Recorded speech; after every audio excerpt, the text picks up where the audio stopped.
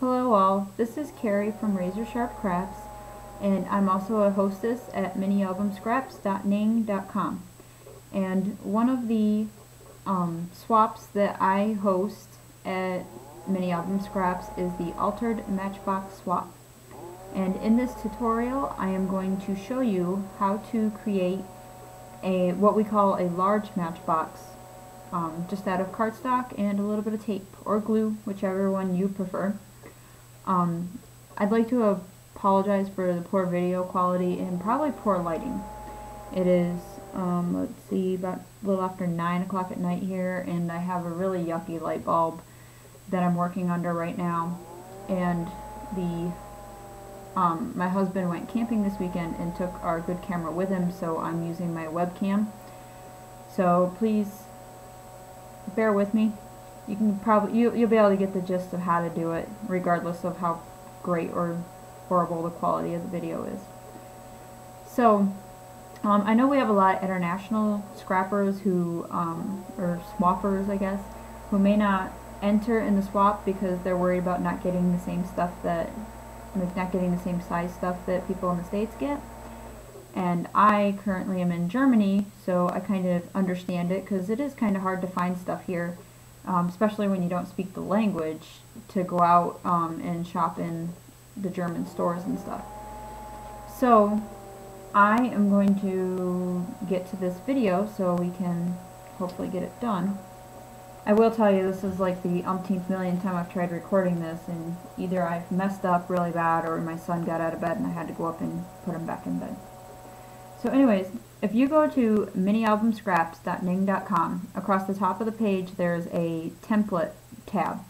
If you click on that, all the templates for the matchboxes that I'm going to show you are there, along with a lot of other templates. So it's kind of a cool thing to go check out. They're all free.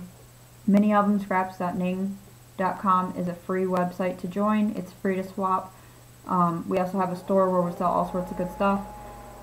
That's the only time you pay is if you buy something from the store. And you pay your own postage and stuff like that for your swaps, but it's a small price to pay to get some of the amazing creations that people make. So anyways, let's get going. This is a tutorial. I found a tutorial to make this matchbox. A lady did a picture tutorial on her blog. So how to do this one is over on minialbumscraps.ning.com. So if you want to make one this big, go check it out. And yes, my paper, this was sitting beside my window and it got faded.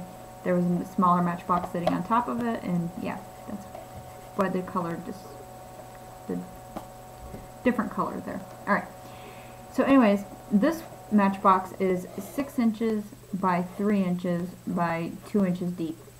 So this one I'm calling our extra large matchbox because it is very big.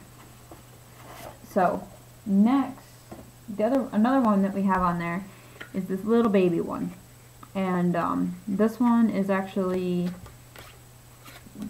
2 inches by 1.5 inches by 1/2 inch deep. So I call this one is the small matchbox, and this is actually when you click on the link for this one, it actually brings you to a printout, and it prints out like this. Now, gosh, I wish I had better video quality. Now what I did is I printed this out on normal printer paper and then cut it out, and then I traced it onto my cardstock, because when you print it off your printer, unless you're only making one and you don't mind wasting some cardstock, you can print it out on your cardstock. But the project I'm trying to do with these is it requires a lot of them. So I printed it out and then traced it onto my cardstock, and I was able to trace 4 of these and 2 of these onto one piece of cardstock. If you place them close enough together and close enough to the edges and stuff, you could actually fit on an 8.5 by 11 piece of cardstock. I fit 4 of these and 2 of these. So I recommend, if you need to do a lot, or if you're just trying to save on your cardstock, print it out on printer paper and then cut it out and trace it onto your cardstock. So there's that one, which creates this little guy, and that's the small matchbox. And then there's the medium matchbox, and it creates ones. These are my ones for the swap. They're already decorated, so yes, you're going to get to see them.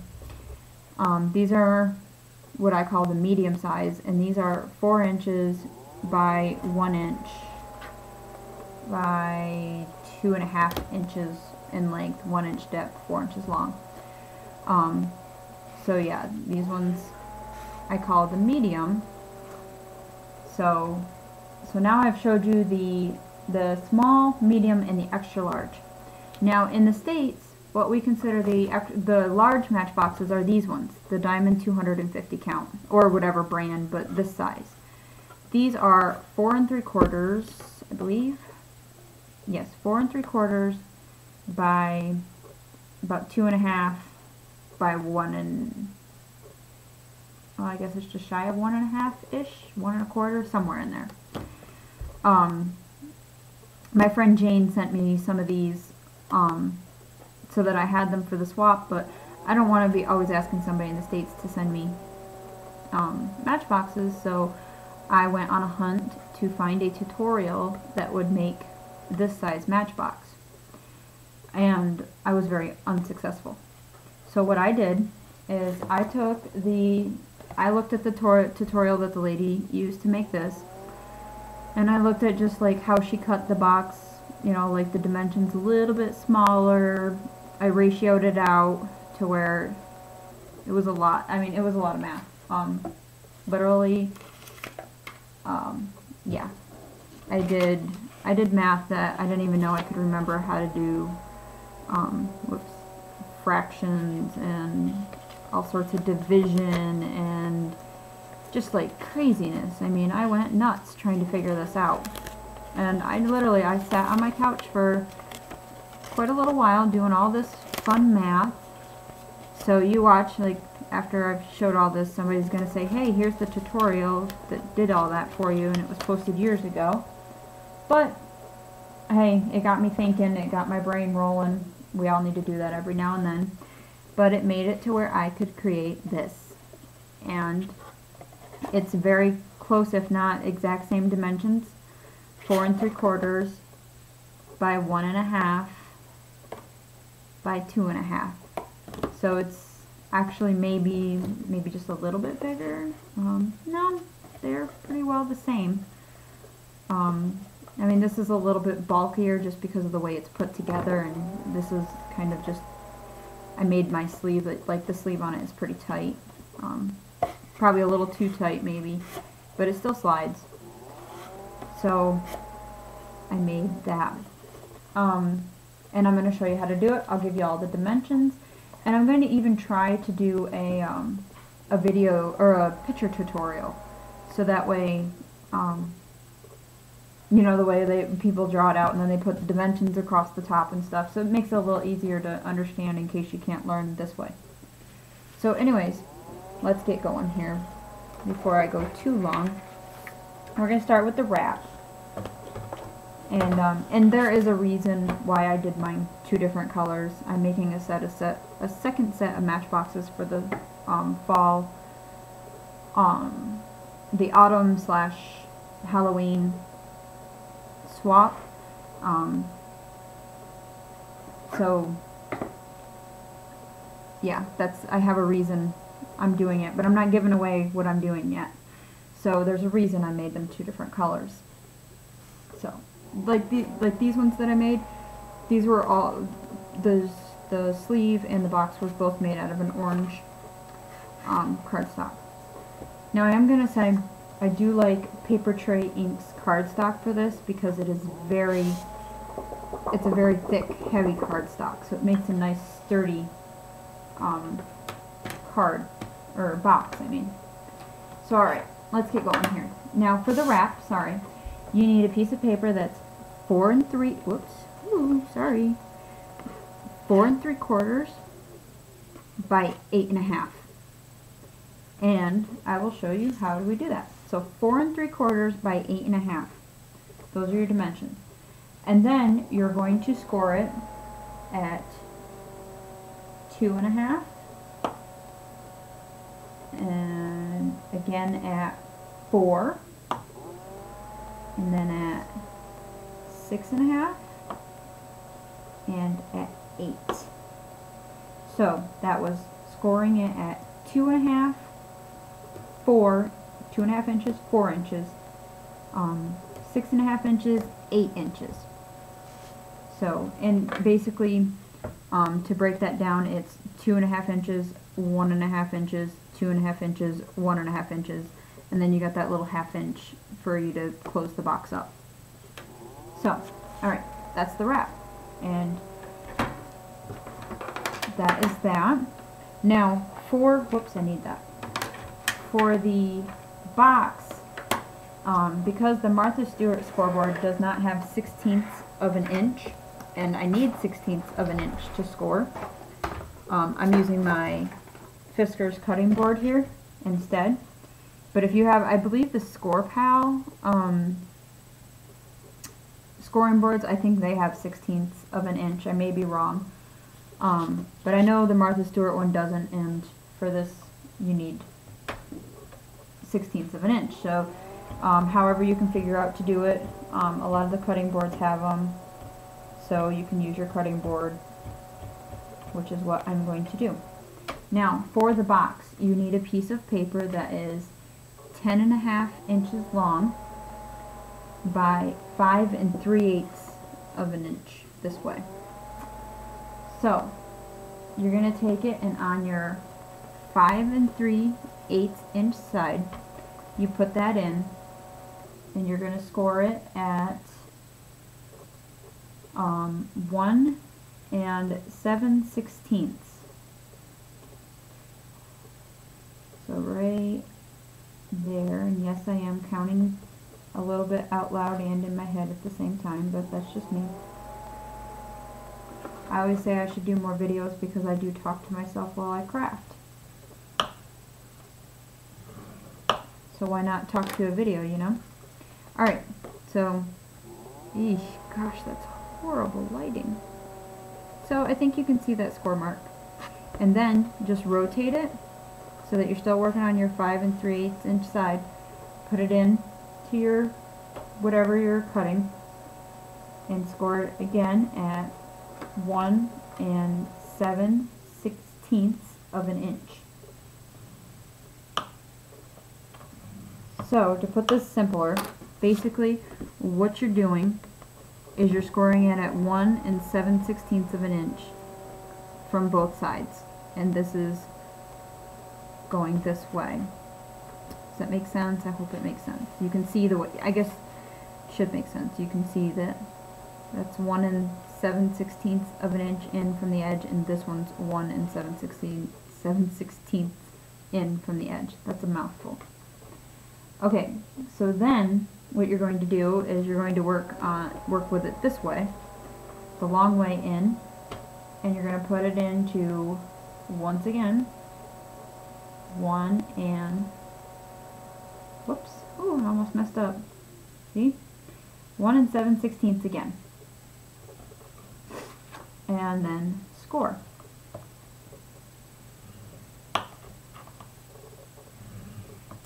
And then you're going to move it to 2 7/8 of an inch and score again.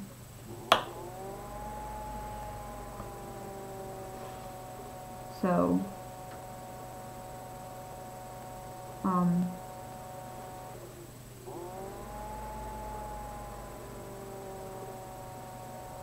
yeah, 2 7/8. I wanted to double check that because the one I made earlier, I messed up my score line. Okay, so, alright, let me see. This line right here, this score line is at 1 7/16, and then this one is at 2 7/8. And now you're going to turn it around and you're going to do the same thing to the other side. So, 1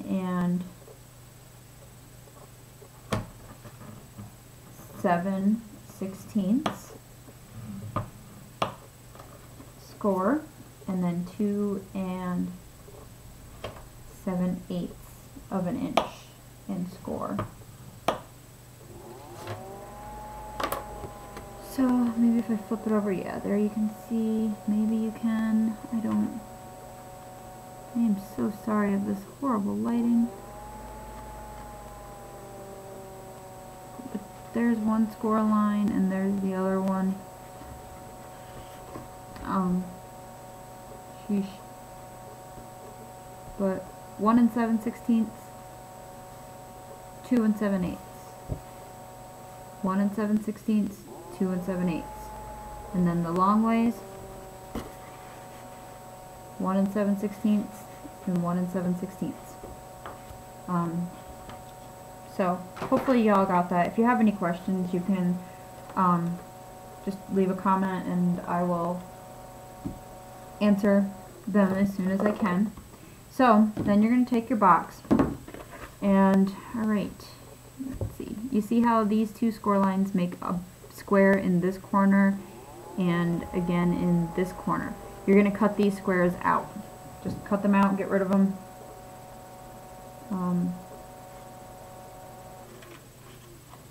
Sorry, I know I'm a little off camera, but like I said before, my lighting sucks, and I'm going to actually use this box, so I would like it to be done good. So, alright, so now your end looks like that, and now you're going to do the same to this end. Cut those squares out. Okay.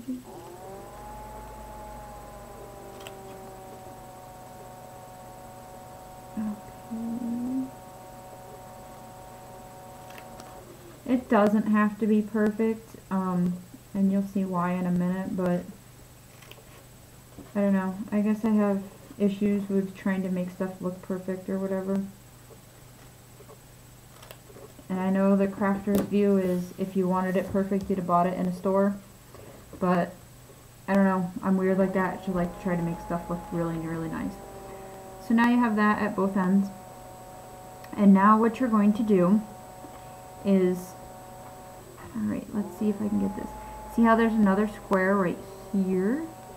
Well, you're going to take and you're going to cut on this score line here. And then again at the top on that score line.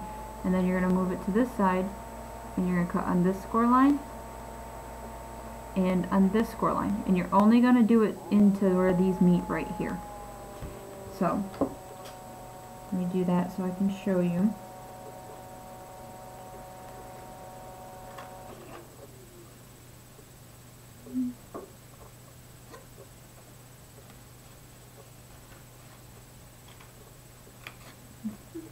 And then rotate, and then do it to the other side.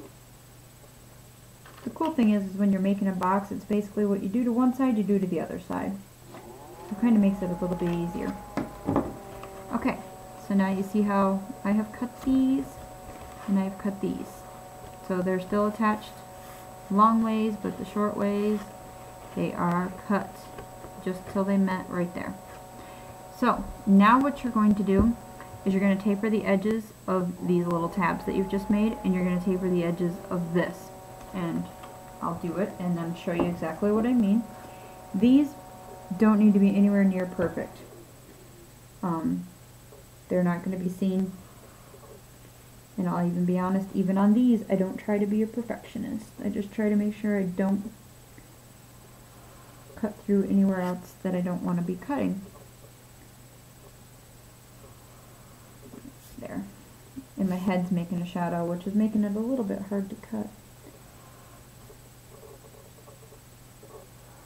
I haven't worked down here at night before. Usually I go to bed after I put my kids to bed, but with my husband not being here, I figured, hey, why not get a little more done? So, and I really wanted to do this tutorial today, but I couldn't get my kids to nap at the same time. So, it's hard to do stuff with two little ones running around. And you'll see I've taken a couple really small chunks, taken a couple kind of big chunks. Doesn't matter. It's all going to be tucked away and hidden. We just need this so that it folds up kind of nicely. Okay. So, Now you can see what I did here, maybe, whoa, there. See how I tapered this, and I tapered this one, and then I tapered this one, and I did the same on the opposite side. Both sides are done that way. So then what you need to do is fold your score lines, and bone folder, just to kind of enforce those score lines.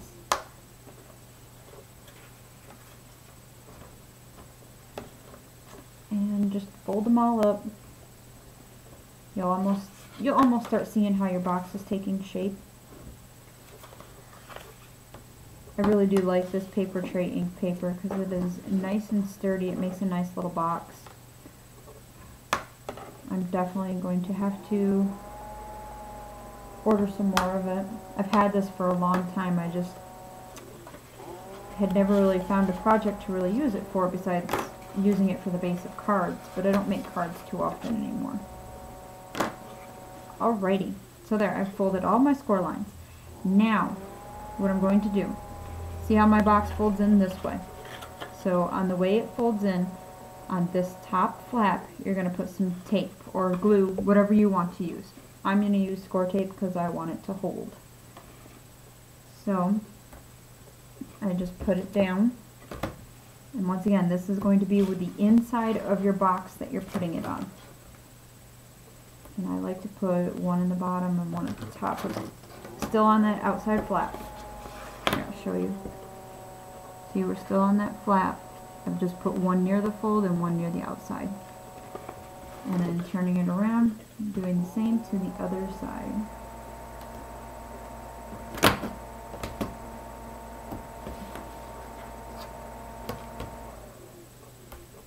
I know score tape rips without anything, but I have a tendency, if I don't put the ruler on it to hold it down, it rips up my paper, and I don't like it when it does that. So okay, I've put the score tape on the inside of both of those top flaps. Now, flip it over so this is going to be the outside of your box. And put score tape on your little flaps. And I know I'm kind of blocking your view. I will show you exactly what I mean in just a second. Okay. Whoa, stuck to me. So you see how my box folds up? Oh gosh, that looks so horrible. My video, that is. See how my box folds up like that? Well, what I did was I put that score tape on it's the outside of, whoops, the outside of that flap. See? And it'll fold in like that. And I put it on both. So I'm just going to go ahead, well, on all four of the little tabs. So I'm going to go ahead and do that. And try to do it quickly so you're not just sitting here watching me put score tape on.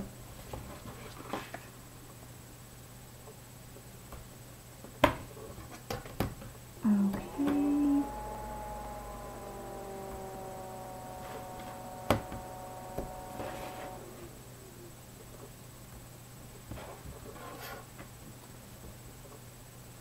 Oh, need to get this done. I hear the baby stirring. Hopefully he's just sleeping and stirring. I have a baby monitor next to me. I don't have like crazy dog ears or anything, but I hear it and you guys don't. So, on the outsides of the flaps. On the outsides. Now we're going to form our box. So, what I do is on one side, I take all the score tape off of one end of the box. And I'm just using my craft knife to peel it up because I don't have nails.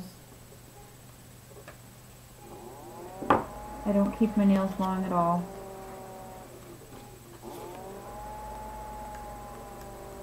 So, alright, get all that score tape off. And then what you do, fold up your box. I try to keep the score tape on the little flaps from touching until I have it lined up properly, because anybody that's used score tape knows that once that stuff gets down, it's down. I mean, you sometimes can pull it up, but it can rip and ruin your paper or your project. And then you just fold that one in.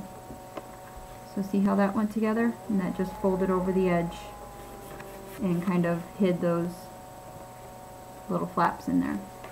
So now we're going to do the same to the other side.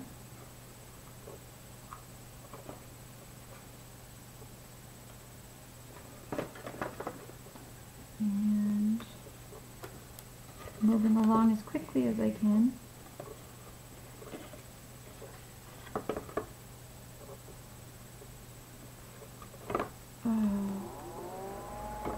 Okay, so just fold your, gosh, I really hate this lighting. I'm sorry, people. But I guess even though the video quality is sucky, you can still see what I'm doing.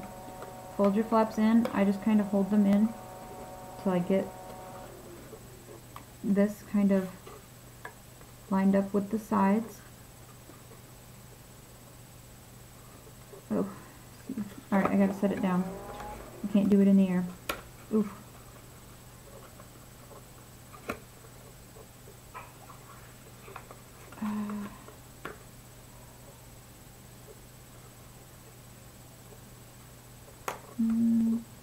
Trying here. There we go. Didn't act like it was going to fit. So there you go. You have your box for your Matchbox. Now I gotta do this real quick because I think the baby's up. Now you take your sleeve that we already scored, fold all your score lines, and I just use the bone folder to reinforce it and make it really take shape.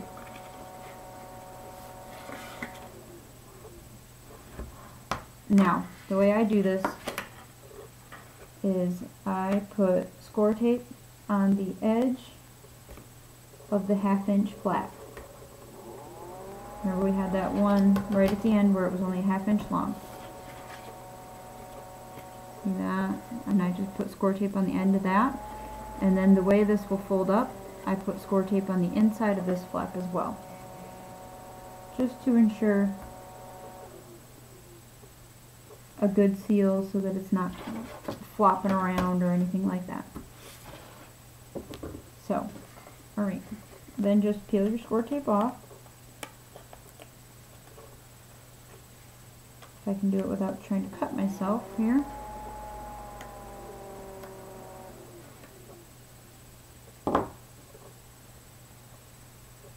And then what I do is I put my box in upside down.